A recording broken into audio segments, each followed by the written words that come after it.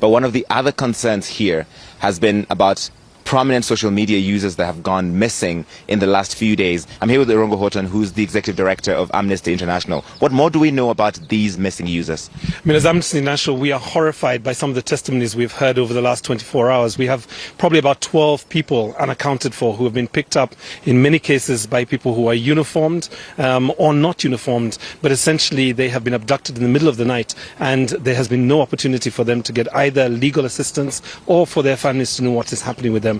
And I think this has to be the most contradictory management of a protest that we have seen in probably 20 years. On one hand, you have the Ministry of Interior saying that the protest will be respected, that the article, the freedom of assembly, is sacrosanct and they will respect that. But on the other hand, we have officers in vehicles, police vehicles, going around and arresting protesters.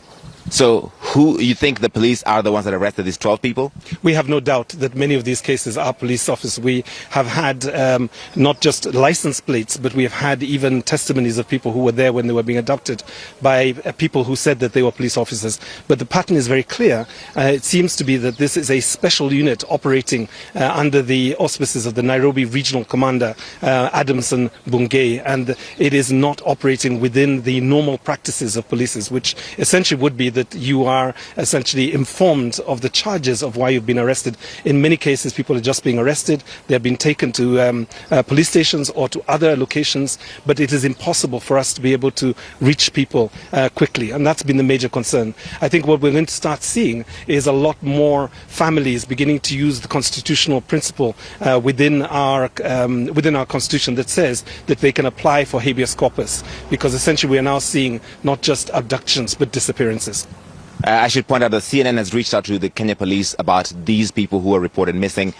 The Kenyan constitution protects the right to protest. What did you make of the Interior Ministry there yesterday saying, giving guidelines about what they can do or where they cannot go?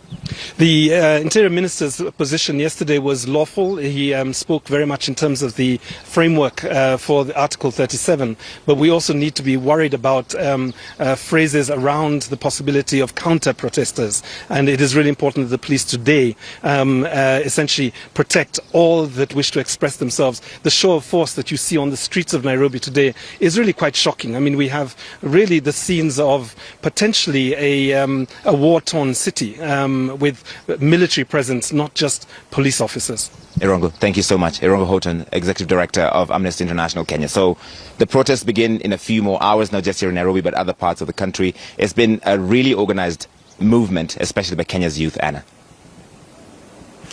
Larry Madowo in Nairobi, we appreciate the reporting. Thank you.